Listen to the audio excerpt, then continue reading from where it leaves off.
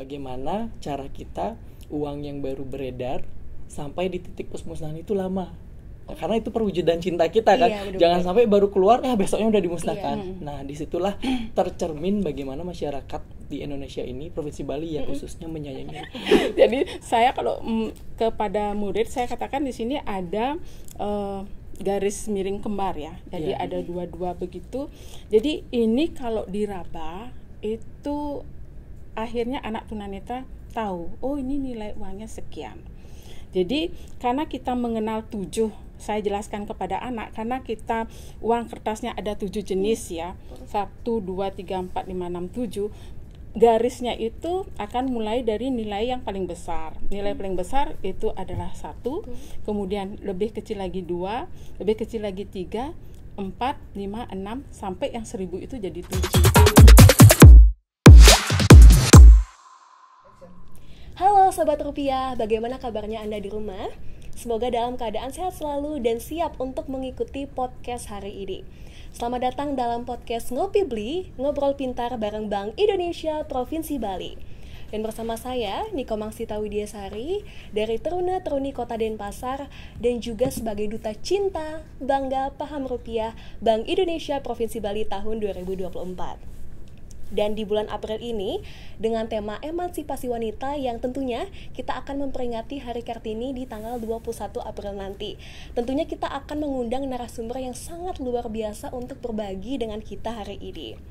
Dan juga kita akan mendapatkan pengetahuan mengenai cinta rupiah, yang dimana ada pesan sayangi rupiah. Langsung saja Sobat Rupiah, kita akan mengundang narasumber kita. Di sebelah kiri saya, pojok kiri saya ada Kak Teddy. Halo Kak Teddy. Halo Gesita. Gesita ya. Gesita. Apa kabarnya Kak Teddy? Astungkara sehat. Sudah siap untuk berbagi tentang pihak BI sudah biasa ya untuk kalau offline udah biasa kali ya. Nah, ini podcast pertama kali, ini podcast perdana saya nih. Iya, bener banget. Jadi selain Kak Teddy, kita juga ada narasumber kedua, Om Swastiastu Ibu. Ibu Kade ya. Apa kabarnya Ibu? Baik. Baik sekali. Udah siap Ibu untuk men-sharing tentang tema yang sangat luar biasa ini. Dan tentunya kita di sini mengundang Ibu Kade tidak sembarangan ya teman-teman, karena banyak banget prestasi-prestasi ataupun hal-hal yang membuat hati kita terenyuh untuk mendengarkannya. Mungkin Ibu Kade bisa berbagi mengenai prestasi ataupun apa sih hal yang membuat kita ini mengundang Ibu Kade. Silahkan Ibu. Terlalu banyak berlebihan ya kalau disebut sebagai guru yang banyak prestasi. Kalau di sini berlebihan nggak apa-apa Bu. Kalau berprestasi sombong nggak apa-apa. Kita berprestasi. Kalau nggak ada prestasi tapi sombong ya itu. Itu yang masalah. Nggak apa-apa Bu, disampaikan buat motivasi teman-teman nih Bu. Ya setelah saya menggeluti dunia sekolah luar biasa dengan anak-anak berkebutuhan khusus, memang saya beberapa kali mendapat penghargaan dari pihak Kementerian Pendidikan, yaitu sebagai guru kreatif. Dan di situ saya dibawa ke beberapa negara di Eropa untuk mengadakan studi banding bagaimana anak-anak berkebutuhan khusus dilayani di negara tersebut. Kemudian sebagai guru kreatif, dan akhirnya saya juga diterbangkan ke Jepang. Di sana juga melihat bagaimana sih anak-anak bisa dilayani secara maksimal sehingga mereka bisa hidup secara mandiri. Dan terakhir saya di tahun 2020 ini sebagai guru inspiratif. Waduh, banyak sekali ya teman-teman prestasinya. Dari tidak cukup itu loh Gesita. Kenapa Kak? Ibunya juga terpilih sebagai salah satu guru penggerak ya Bu ya. Kebetulan saya adalah pengajar praktek guru penggerak. Nah itu BI juga memberikan apresiasi. Sehingga kemarin kita ini ya Bu ya, ada collaboration journey ya mengenal cinta bangga paham rupiah ke Jakarta. Dan kita sempat ke Peruri ya. Peruri, betul. Itu hal yang luar biasa bagi saya. Banyak sekali teman-teman ke luar negeri ya Kak Teddy. Asia, Eropa. Waduh, saya jadi kepengen nih. Bener, memotivasi banget ibunya. Dan tahan dulu Ibu, pasti banyak banget cerita-cerita yang akan kita sharing ke teman-teman Sobat Rupiah. Kita akan lanjut ke Kak Teddy untuk menjelaskan nih awal mula tentang sayangi rupiah, pesan dari cinta rupiah. Cinta rupiah pesannya adalah sayangi rupiah ya teman-teman. Silakan Kak Teddy. Terima kasih Gesita. Ibu saya mulai terhanyut Bu, memotivasi. Siapa tahu dengan saya memberikan pesan tentang cinta rupiah, sayangi rupiah, saya bisa keliling negara seperti Bu. Asia saya cuma Indonesia nih. Nanti tiba-tiba bisa ke Jepang, Eropa, Amerika, bahkan Bu ya. Astagfirullah. Jadi teman-teman atau sobat rupiah ya, Gek Sita, kita sebutnya sobat rupiah. Dulu memang kita punya slogan 3D dan 5J. Itu dilihat, diraba, diterawang. Mungkin dari Bu Kadek sendiri juga sudah mengenal itu lebih dulu ya Bu, daripada saya yang baru seperti pitik gitu kan di Bank Indonesia. Jadi di 2021 kita reframing kembali dengan 3D dan 5J itu kita kemas menjadi cinta, bangga, dan paham rupiah. Nah khusus di segmen kali ini kita akan membahasnya di bagian atau cinta rupiah, dengan pesannya betul yang dibilang Gek Sita tadi, pesannya adalah sayangi rupiah, karena itu merupakan perwujudan masyarakat dalam mengenali atau merawat, itu merupakan perwujudan menyayangi rupiah kita. Nah itu kemudian kalau kita ingin lebih mengenal, lebih menyayangi rupiah, kita harus tahu story of money, perjalanan rupiah itu sendiri. Bagaimana di Bank Indonesia itu sendiri yang kami di unit implementasi PUR merencanakan kebutuhan masyarakat, kebutuhan rupiah masyarakat itu jauh 3 tahun berikutnya kita sudah rencanakan dari sekarang. Nah, tahapan awalnya adalah merencanakan kebutuhan uang itu sendiri. Kalau kita sudah mendapatkan angka rencana yang akan dicetak, itu kita akan mulai melakukan pemesanan bahan berhubungan dengan Peruri untuk melakukan percetakan. Setelah melakukan percetakan, kita akan melakukan distribusi uang itu sendiri, gitu. Nah, setelah kita distribusikan, mungkin setelah uang itu didistribusikan, ada tahun emisi yang sudah terlalu lama, yang kondisinya lusuh, kita lakukan penarikan dan pencabutan. Sampai di tahap akhir itu kita lakukan pemusnahan. Itu story of money dulu ya. Nah, bagaimana cara kita uang yang baru beredar sampai di titik pemusnahan itu lama. Nah, karena itu perwujudan cinta kita kan. Jangan sampai baru keluar besoknya udah dimusnahkan. Nah, disitulah tercermin bagaimana masyarakat di Indonesia ini, Provinsi Bali ya khususnya, menyayangi rupiah. Karena semakin sayang dengan rupiah itu semakin lama di tangan kita. Betul ya Bu ya. Semakin lama di tangan kita, jadi pengeluaran negara juga akan semakin sedikit. Itu kan pencetakan rupiah. Nah, kalau kita punya slogan tak kenal maka tak sayang, itu udah lumrah sekali ya slogan. Tapi sengaja kita gunakan itu agar masyarakat lebih mudah lagi. Tak kenal maka tak sayang. Jadi kita harus kenali rupanya, kenali rupanya, kenali juga isinya. Rupanya itu ada apa aja sih gitu. Karena di bagian undang-undang kita tuh udah mengatur kalau karakteristik rupiah itu di Undang-Undang Nomor 7 Tahun 2011. Jadi ada gambar bagian utama, ada nominalnya. Itu rupa rupiah kita, itu bagian depan dan bagian belakang itu memang udah memiliki rupanya tersendiri, udah disusun di undang-undang kita. Itu harus dikenali. Nah, isinya apa? Nah, ini yang luar biasa yang belum pernah disadari terutama oleh Gen Z ya, kita sebutnya Gen Z kata dia. Kadang kalau saya melakukan edukasi offline, kita tanya, pernah nggak tahu ada gambar pemandangan alam di rupiah kita? Mereka bengong, masa sih sejam itu gitu kan Bu. Ternyata di rupiah kita itu selain ada gambar pahlawan utama, ada pemandangan alam, ada seni budaya, ada juga kain tradisional kita, itu semua ada di situ. Kita harus tahu Kak, ya? Betul. Nah, dari situ kenapa kita mengangkat itu, maksudnya mengangkat biar masyarakat kita kenal dengan isinya gitu kan. Karena kita melihat fenomena seperti ini. Kalau di Jepang, perlakuan mereka terhadap mata uang mereka ya, yen, itu sangat sayang sekali. Mereka jarang untuk melipat yen mereka. Ibu kan pernah ke Jepang ya, benar ya Bu ya? Iya. Tapi tetap kan Bu, sayangnya lebih ke rupiah daripada ke yennya kan. Nah, setelah kita tanya ke masyarakat mereka di Jepang, mungkin saya nggak pernah ke Jepang jadi nggak pernah nanya. Ada gini ya langsung nggak ya? Kalau saya bilang saya pernah ke Jepang ntar kira sombong lagi di sini karena kita nanyakan gini, kenapa sih kalian memperlakukan rupiah? Bahkan saya belanja pun kalau di Jepang, ketahuan dong saya pernah ke Jepang. Bahkan pada saat kita belanja kita diserahkan tempat ya Bu ya, tempat untuk meletakkan gitu, ya betul, meletakkan uang yennya mereka. Saya menanyakan ya, karena salah satu alasannya adalah di sana ada gambar kaisar mereka yang harus mereka hormati. Ada di satu hari mereka punya acara khusus untuk menghormati kaisar mereka. Sebenarnya itu tidak jauh beda dengan rupiah kita. tadi kita sampaikan rupiah kita punya pahlawan. Benar banget. Nah, tujuannya adalah kan kita sempat bilang bangsa yang besar adalah bangsa yang menghargai menghargai jasa pahlawan. Nah, di rupiah kita sudah ada pahlawan kita dari Sabang sampai Merauke.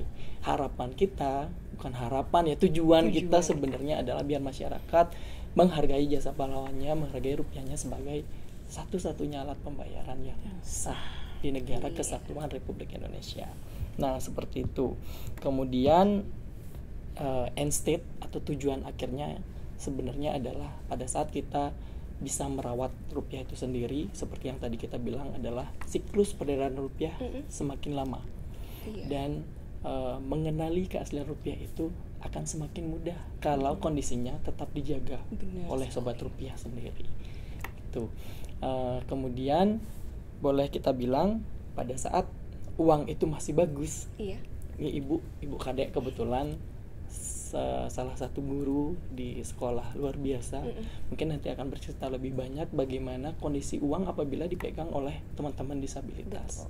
Nah, bukan hanya teman-teman disabilitas, sebenarnya teman-teman sobat rupiah sendiri pun akan lebih susah mengenali keaslian uang rupiah apabila uang rupiah itu rusak. Nah, maka dari itu kita gaungkan gerakan Cinta Rupiah sebagai perwujudan sayangi rupiah agar kondisi rupiah yang beredar itu semakin baik. Iya, benar banget. Teman-teman, terima kasih banyak Kak Teddy. Jadi pesannya di sini bahwa kita sebagai masyarakat Indonesia, berbangsa yang satu, bangsa yang besar, kita jangan deh melipat rupiah agar rupiahnya tetap kencang dan kita bisa lebih mudah untuk mengenali rupiahnya.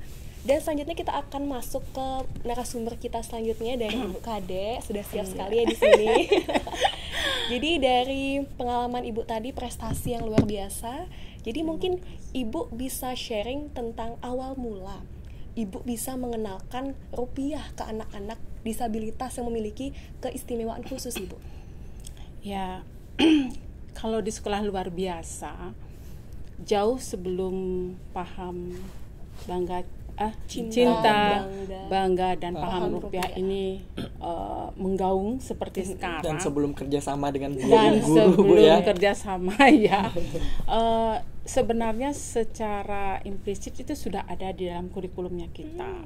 Sehingga saya sebagai seorang guru di sini kebetulan saya mengajar anak-anak tunanetra, kemudian anak autis, anak tunagrahita yang ada Down syndrome-nya, yang ada CP-nya juga ada. Di situ mereka sudah tercantum dalam kurikulum apa yang harus kita tanamkan kepada anak-anak kita, terutama mengenai cinta rupiah ini. Jadi pengenalan bagaimana anak mengenal nilai-nilai rupiah yang ada supaya mereka nanti bisa menggunakan atau mengimplementasikan dalam kehidupannya nanti. Jadi seperti itu, walaupun tingkat kesulitan antara anak yang memiliki hambatan intelektual dan tanpa hambatan intelektual itu berbeda. Oh, mungkin dari tadi Ibu mau menjelaskan banyak sekali mungkin kekurangan yang dimiliki oleh anak-anak istimewa kita. Mungkin banyak sekali hambatan-hambatan ataupun hal-hal yang mengesankan yang Ibu dapatkan selama mengajarkan anak-anak itu. Tadi sih kita dengar ada yang namanya tunanetra, grahita Ibu. Mungkin kesulitan satu persatu dari tunanetra cara mengajarkan gitu Ibu beda ya. Benar sekali. Iya. Nah, kalau anak tunanetra terutama ini mungkin masyarakat tidak begitu begitu ngeh dengan ini uang ini siapa aja sih yang akan menikmati atau katakanlah yang memanfaatkan. Itu uang itu kan dimanfaatkan juga oleh mereka yang memiliki hambatan. Salah satunya anak-anak disabilitas ini, terutama anak tunanetra. Dia tidak bisa melihat itu uang berapa, angka berapa, dia tidak ada. Apalagi mereka kan menggunakan braille di dalam di uang kertas itu nggak ada kan, nggak menggunakan braille. Jadi di situ sudah ada tanda yang diberikan oleh Bank Indonesia sebagai tanda mengenal nilai-nilai mata uang tersebut. Nah, seperti yang saya bawa di sini, Nah, garis-garis ini kan sangat-sangat dibutuhkan oleh para tunanetra. Kita sebutnya blind code, Bu. Apa namanya? Blind code. Oh, blind code. Susah ini iya. mulutnya. Jadi saya kalau kepada murid saya katakan di sini ada garis miring kembar ya. Jadi ada dua-dua begitu. Jadi ini kalau diraba itu akhirnya anak tunanetra tahu, oh ini nilai uangnya sekian.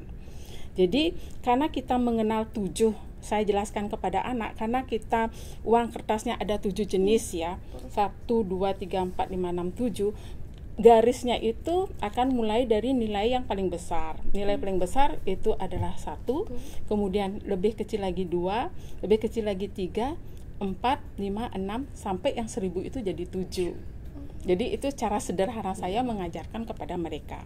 Jadi mereka gak akan ditipu oleh orang. Ini uang berapa?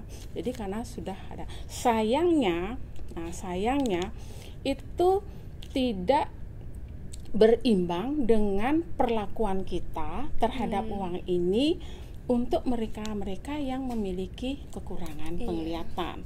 Jadi uangnya dilecek, dilipat atau lusuh sedikit aja ini tidak akan teraba. Akan teraba. Jadi anak-anak akan menjadi bingung, ini uang berapa gitu, karena dia tidak bisa meraba. Jadi seperti itu. Jadi kalau mengajarkan kepada anak tunanetra sepanjang ini masih bagus, jadi tidak ada kesulitan. Nah, berbeda ketika saya harus mengajarkan mengenalkan ini kepada anak tunarungu tidak masalah karena dia sudah bisa melihat. Yang masalah adalah tunagrahita, autis, Down syndrome, anak-anak CP yang memiliki hambatan intelektual. Jadi karena saya kebetulan mengajar di SMA, jadi banyak anak saya yang memang yang memiliki hambatan intelektual tidak mengenal angka, tidak mengenal huruf. Nah, bagaimana mengenalkan ini kepada mereka? Jadi saya memperkenalkan dengan langsung memberikan benda nyatanya. Nah, tapi benda nyatanya pun ini hanya sebatas sekilas. Yang lebih banyak saya gunakan adalah uang mainan. Kenapa? Karena kalau saya berikan ini, anak autis yang suka merobek nanti ini bisa jadi 10 jadi 15 uang saya. Hilang ya, jadi pesan menyayangi rupiahnya hilang. Iya, pesan ya, karena mereka akhirnya merusak kan gitu. Nah, jadi cara saya mengajarkan kepada mereka itu adalah satu nilai uang ini harus saya ajarkan berulang kali. Dan yang pertama, saya pasti mengatakan kalau uang ini tidak boleh dilipat, tidak boleh dirusak, pokoknya simpan dengan baik dan rapi. Dan kalau mereka menabung, biasanya itu diselipkan di buku tabungan dengan uang yang sudah kenceng ya. Jadi kebiasaan untuk merawat uang ini supaya rapi, bersih, kencang, itu saya melalui pembiasaan ketika dia menabung. Jadi saat menabung, kita akan tanya, ini uang berapa? Dia akan mengatakan tidak mengenal angka tetapi dari gambar. Jadi di dalam kurikulum pun itu ketika saya mengajarkan IPS kena juga, karena ini adalah gambar-gambar para pahlawan. Jadi seperti itu. Jadi untuk mengenalkan kepada mereka supaya dia tidak merusak dan tidak membuat lusuh uang ini, saya sebagai gurunya harus memberikan contoh dulu. Dan uang yang saya bawa itu tidak pernah saya lipat. Saya memiliki dompet panjang dan uang ini saya taruh di dalamnya. Dan ketika diimplementasikan kepada mereka, mereka pun menabung ke saya, ya, menyerahkan uang ini dalam keadaan yang tidak lusuh. Masih utuh. Ya, masih utuh gitu. Mungkin tadi saya tertarik dengan tunagrahitanya, Ibu. Mungkin ada hambatan lain mungkin Ibu susahnya ataupun kesulitan dalam mengajar anak-anak. Kalau yang tunagrahita kan itu ada bermacam lagi ya. Mungkin dia hanya lambat belajar gitu ya. Tapi yang paling sulit di sini adalah kepada mereka anak autis. Kalau anak autis kan biasanya dia suka gambar. Jadi dia suka gambar. Kalau dia suka dengan uang itu dia otomatis akan menyayangi dan dia tidak akan membuat menjadi lusuh dan dia akan simpan dengan baik. Tetapi ada sebagian anak autis yang tidak paham itu, yang harus saya edukasi terus. Itu kadang membuat uang ini menjadi serpihan-serpihan kecil, justru merusak. Nah, bagaimana caranya saya sebagai seorang guru anak berkebutuhan khusus agar kebiasaan anak-anak yang suka merobek kertas, bayangan mereka ada kertas mungkin bukan uang, sehingga ketika dia bertemu dengan benda yang seperti ini, dia simpan dengan baik dan tanpa mau merobeknya. Jadi PR banget ya Bu ya. Iya, jadi itu tidak bisa diajarkan sekali dua kali berhasil. Makanya ketika saya mengedukasi mereka itu saya pakai uang mainan. Mohon maaf ya, saya tidak pakai uang yang sebenarnya nanti uangnya bisa robek semua. Mungkin dari banyaknya hal-hal yang Ibu sharing tadi, mungkin ada beberapa metode-metode khusus yang mungkin bisa di-share ke Sobat Rupiah agar bisa lebih tahu metode khusus apa yang Ibu gunakan untuk mengenalkan rupiah ini kepada anak-anak disabilitas. Iya. Jadi ketika kita berhadapan dengan anak berkebutuhan khusus, memang kita harus memiliki banyak ide ya, banyak ide. Katakanlah ketika dia membawa uang, dia nggak tahu nilainya, tetapi ketika dia ini uang, saya mau beli itu permen. Jadi kalaupun dia uang ini adalah 100.000, dia bawa permen, ambil permen satu, kemudian dia tidak akan ingat kembali susuknya itu berapa. Dia tidak akan menagihnya. Nah, oleh sebab itu saya ingin juga mengedukasi mereka bagaimana memanfaatkan uang tersebut dengan berbagai macam metode atau strategi pembelajaran dalam kelas. Salah satunya yaitu dengan menggunakan metode drill. Jadi drill ini berulang kali, mungkin dalam 1 minggu hampir setiap hari, dan saya ajarkan kepada mereka, kemudian disambungkan kembali ke orang tua. Jadi saya tidak bisa mengajarkan kepada anak, ini loh uang, ini harus disimpan rapi, tidak boleh dirobek, tidak boleh dicoret. Nah, coret mencoret ini sering mereka lakukan, terutama ya. Jadi tidak boleh dicoret. Kemudian setelah saya kasih tahu seperti itu, saya harus menyambungkan kepada orang tua agar orang tuanya di rumah ketika memberikan uang kepada anaknya untuk ditabung ke saya, jadi uangnya juga tidak dicoret-coret. Jadi pembelajaran tidak hanya terbatas kepada gurunya, tetapi kepada orang tua di rumah. Ketika itu nyambung, maka tujuan kita untuk mengedukasi anak-anak berkebutuhan khusus, terutama yang memiliki hambatan intelektual, itu bisa lebih cepat tercapai.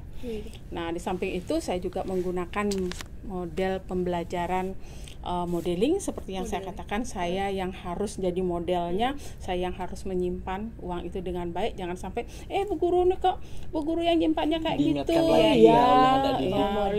Jadi itu saya harus jadi modelnya. Dan yang terakhir yang sering saya lakukan adalah menggunakan bermain peran. Jadi bagaimana menjadi seorang penjual, pembeli, dengan juga, Bu, ya memanfaatkan uang ini sebagai, udah masuk ke paham rupiah sebenarnya.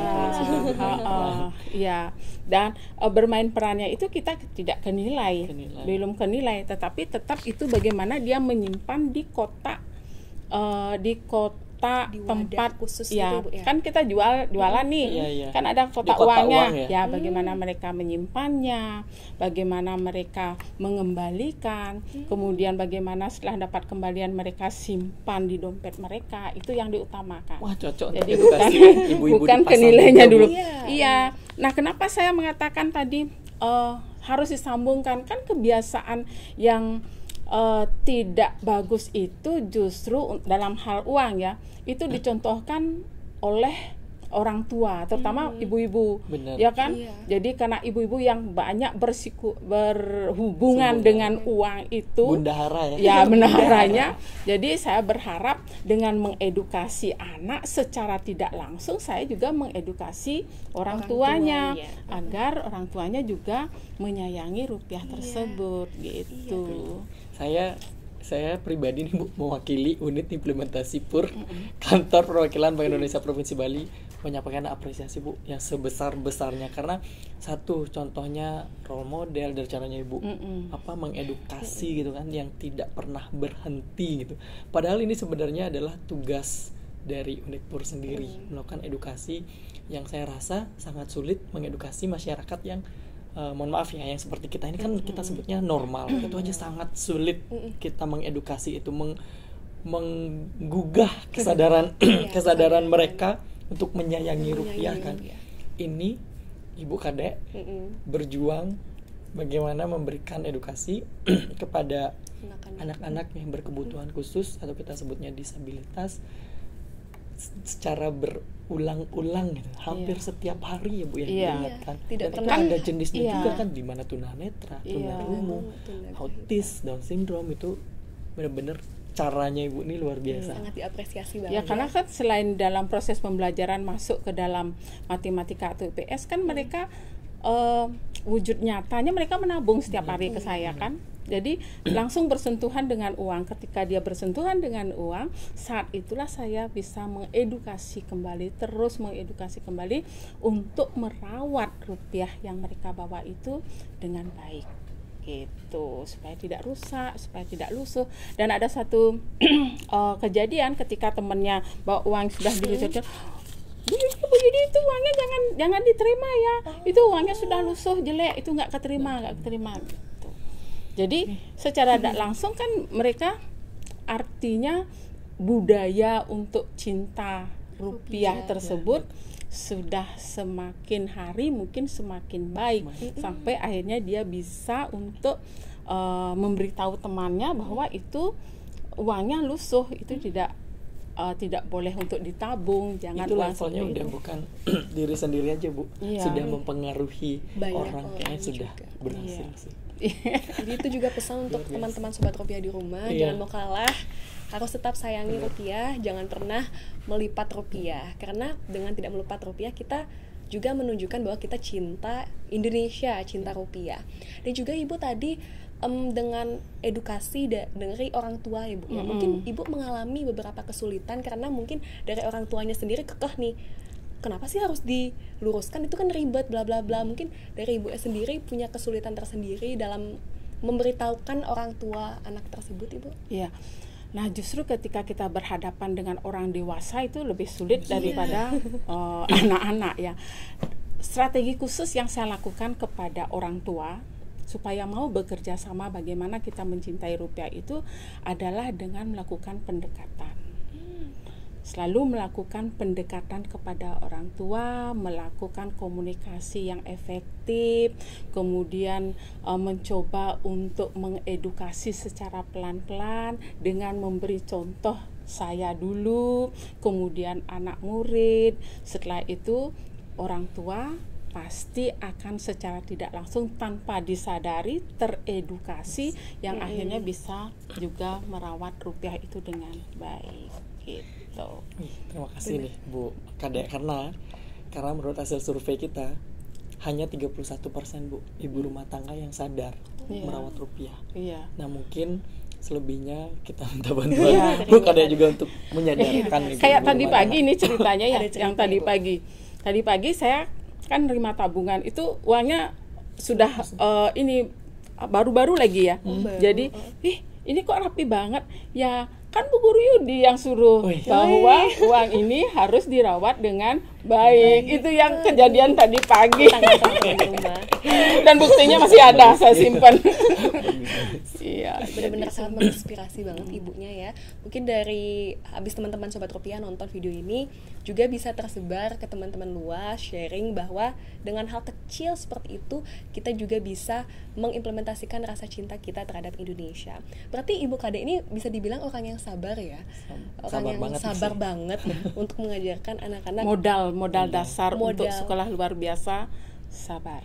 Seperti inilah sabar dan sabar. Yang sekarang sabar memperjuangkan hak-hak wanita. Dan itu juga bisa dicontoh di teman-teman rupiah ya. Mungkin selain itu ada hal yang berkesan lagi nggak Ibu?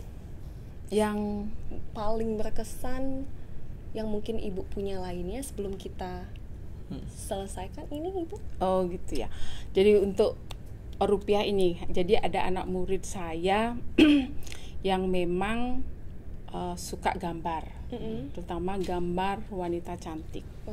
Nah, dengan dia melihat gambar di uang tersebut, di lembaran tersebut, dia otomatis merawat rupiah itu dengan baik. Jadi itu sih secara teori atau apa tuh nggak masuk sih sebenarnya, tapi saya lihat kok dia nyimpennya dengan rapi ya. Ternyata setelah saya tanya, ini Bu ada gambar wanita cantik, ini adalah pacar saya. Nah, karena dia menganggap itu adalah pacarnya, kekasihnya, berarti kan otomatis uang itu disayang. Jadi uang yang dia kumpulkan adalah satu jenis itu, karena uang itu gambar wanita itu kan ada di satu jenis nilai itu. Jadi itu yang dia banyak punya. Ketika kita kasih gambar laki-laki pasti dia nggak mau.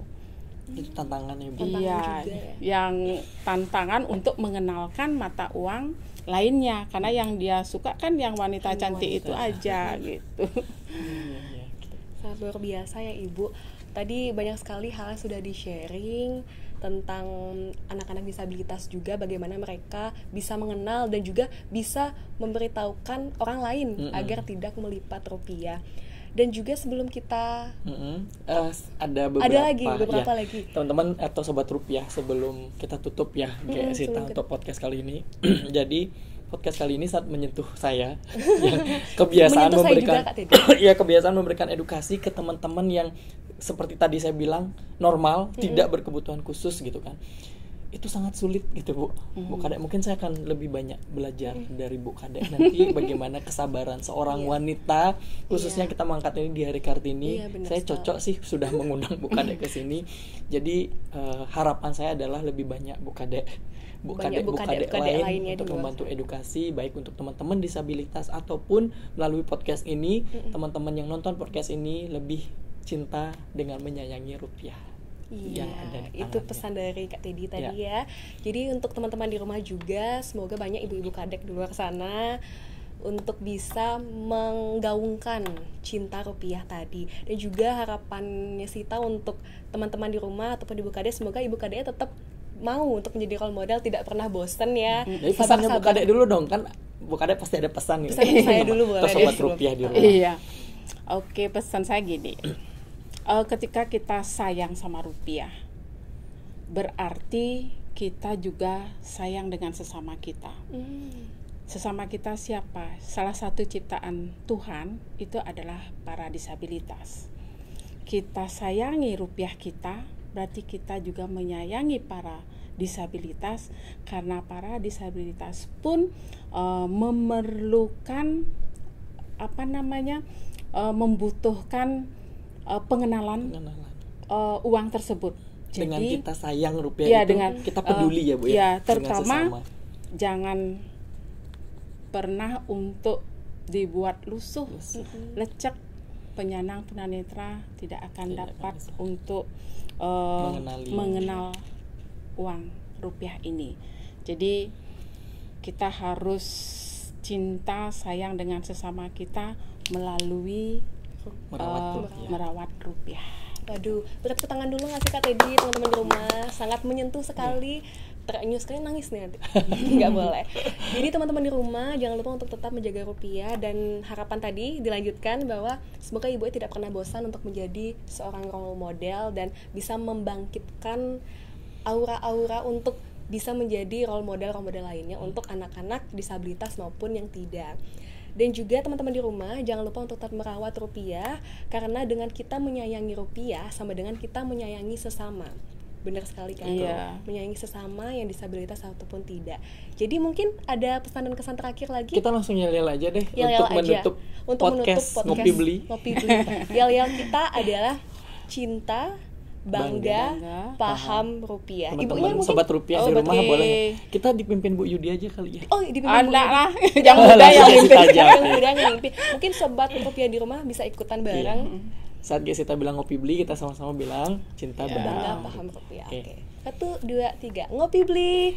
Cinta, bangga, paham rupiah. Terima kasih Sobat Rupiah. Terima kasih Sobat Rupiah. Terima kasih banyak Sobat Rupiah yang sudah menonton podcast kali ini.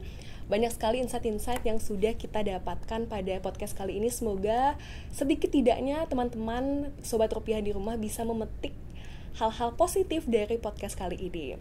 Dan saya, Sita Widyasari, pamit undur diri. Dan jangan lupa untuk tetap menonton podcast-podcast Ngopi Beli lainnya, yang dimana banyak sekali tema-tema menarik setiap bulannya yang pastinya harus kalian tonton nantinya. Saya Sita Widyasari mengucapkan terima kasih dan sampai jumpa di podcast selanjutnya.